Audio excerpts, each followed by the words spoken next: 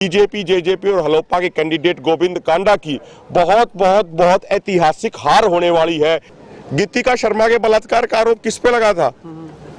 वो तो पूरा जानता है ना, इन्हीं गोपाल कांडा इन लोगों पे ही लगा था ना। नमस्कार, स्वागत आपका के हरियाणा पे। मैं हूं आपके साथ रमेश जाखड़। ऐलनाबाद उपचुनाव 30 अक्टूबर को होना है, उससे पहले तमाम राजनीतिक पार्टियां अपना दमखम दिखा रही हैं, तो वहीं किसान जो है वो भाजपा और जननायक जनता पार्टी का विरोध करने के लिए लगातार मैदान में डटे हुए हैं। अभी हमारे साथ इस वक्त मौजूद है अभिमन्यु कुहाड़, किसान आंदोलन के एक बहुत बड़े और चर्चित चेहरे हैं।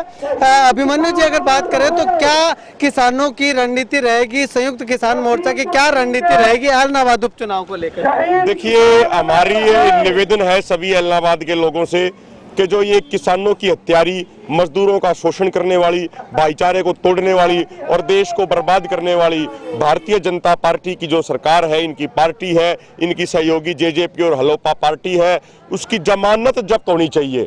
जो पूरे इलाके में हमें घूम के समझ में आया जो माहौल है, उससे एक बात क्लियर है, बीजेपी, जेजेपी और हलोपा के कैंडिडेट गोविंद कांडा की बहुत ऐतिहासिक हार होने वाली है। ऐसी ऐतिहासिक हार होगी, इतनी बड़ी हार होगी कि उनको कहीं मुंह दिखाने के लिए जगह नहीं बचेगी, वो सारे के सारे बिल में घुस जाएंगे। लेकिन अब जो हमारा टारगेट है, जो हमारा एजेंडा है, वो ये है कि सिर्फ हार से काम नहीं चलेगा। बीजेपी, जेजेपी, हलोपा के कैंडिडेट की जमानत जब्त होनी चाहिए। ये 3 अंकों में इनकी वोट की संख्या पहुंचनी नहीं चाहिए।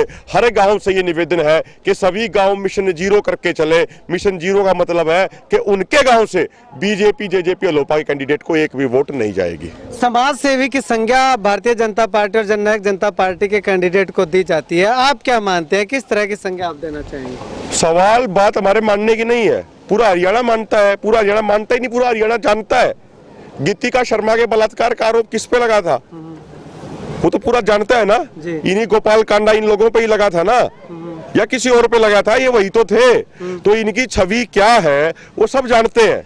ये लोग सोचते हैं कि 10 पैसे बांट के अपने आप को समाज सेवी कहला जाएंगे। पैसे बांटने से कोई समाज सेवी नहीं होता। समाज सेवी का चरित्र साफ होना चाहिए, समाज सेवी का व्यवहार साफ होना चाहिए, समाज सेवी का आचरण साफ होना चाहिए, उसकी बोली साफ होनी चाहिए। ये तो गुंडों जैसी भाषा का इस्तेमाल करते हैं बीजेपी के लोग, तो ये जेजेपी, हलोपा के लोग, तो ये कहां से समाज सेवी आ गए? यदि आप इनको समाज सेवी कहोगे तो जो सच के समाज सेवी हैं, गांधी जी ने समाज सेवा करी, फिर आप उनको क्या कहोगे? भाई ये समाज सेवी है क्या? ये तो एक जागरूक समाज में ये रहने के लायक नहीं है। ये लोग जिस तरीके का इनका आचरण व्यवहार होता है। ठीक है, अभी जो अस्थियां कलश यात्रा जा रही है, इससे क्या लगता है आपको, कहीं ना कहीं फर्क पड़ेगा किसानों पे? देखिए, निश्चित तौर पे आज किसानों की भावना इस किसान आंदोलन के साथ जुड़ी हुई है और ये सिर्फ कलश यात्रा नहीं है, एक तरीके से ये उन किसानों की आत्मा है जो यहाँ पे पूरे किसानों को उनको आशीर्वाद दे रही है और बीजेपी, जेजेपी, हलोपा के कैंडिडेट को उनको बददुआ देने का काम कर रही है। चलिए, शुक्रिया अभिमन्यु कुहाड़ जी बातचीत के लिए। तो यहाँ पे अभिमन्यु कुहाड़ ने तमाम राज जो है वो खोलने का काम किया है और जिस पार्टी का लगातार विरोध कर रहे हैं उन पे जमकर जो कटाक्ष भी किया है। तो ऐसे में ये जो कलश यात्रा जो निकाली जा रही है, जो अस्थियां कलश यात्रा, इसका मुख्य मकसद इनका साफ तौर पे कहना है कि जब वोट डालने के लिए किसान जाएंगे तो इस अस्थियां कलश यात्रा को याद कीजिएगा कि किस प्रकार से इस भारतीय जनता पार्टी की सरकार ने